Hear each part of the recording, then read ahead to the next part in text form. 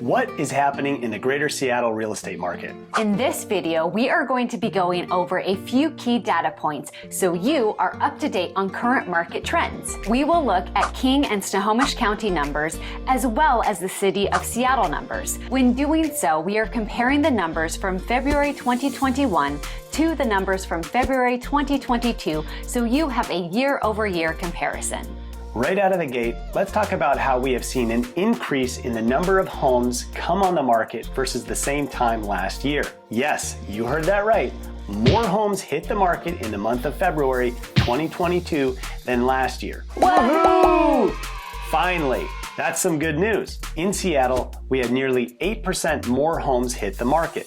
In King County, we had an increase of about 6% more homes hit the market. And in Snohomish County, we had an amazing 21% more homes hit the market in the month of February 2022 versus 2021. Wow. You might think that with more homes hitting the market, we might see indicators of the market shifting, right? Wrong! Because even though we had more homes hit the market, the number of days it took to sell a home dropped dramatically.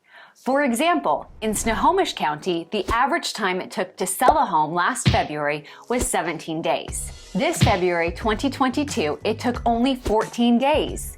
For King County, the average was 21 days last year and only 11 days this February. For Seattle, the average days on market was 26 last year versus only 12 days this year. That means the average number of days to sell a home dropped by more than 53% in Seattle. That's huge. This means the competition amongst buyers remains fierce. Although we saw an increase in the number of homes hitting the market across the region, we also saw a decrease of closed sales. Why is that? It's not because fewer buyers were purchasing. What really happened was we had fewer homes hitting the market in December and January. This in turn meant fewer homes going under contract to be sold. This is why the number of closings shows a decline. Another statistic we like to track is the sales price to list price ratio because it tells us how much above or below the list price homes are selling. In Snohomish County, homes went from selling for about 5% above the asking price to selling for more than 9% above year over year. For King County, homes went from selling close to 6% above the list price to close to 12% above year over year. And in Seattle, homes went from around 4% above the list price to 10% above year over year. If you are joining us for the first time, my name is Sterling. And my name is Jess. We are real estate brokers with Sterling team at Berkshire Hathaway Home Services serving the greater Seattle area. Each month, we provide real estate market updates for the Seattle area. If you want to stay informed, please click the like and subscribe button so you don't miss any of this timely content. Now, let's briefly mention the median sales price for each area. In Snohomish County, the median sales price went from $622,000 to $744,000 year over year. That's almost 20%. For King County, the median sales price went from $759,000 to $867,000 year over year, which is an increase of about 14%. And in Seattle, the median sales price went from $775,000 to $900,000 year over year, which is an increase of about 16%.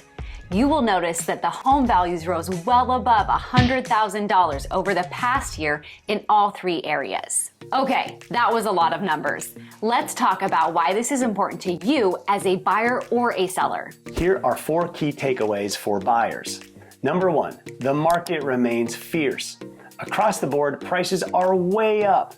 Homes are selling even faster and bidding wars are pushing sales prices well above the list price.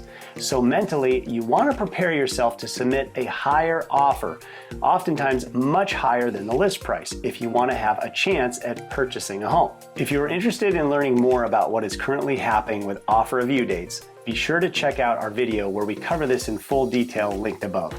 Number 2, rates have been rising steadily since the beginning of the year. That's not very good news as a buyer. However, rates have come down most recently, so now might be a good time to lock in these rates, if you have the chance.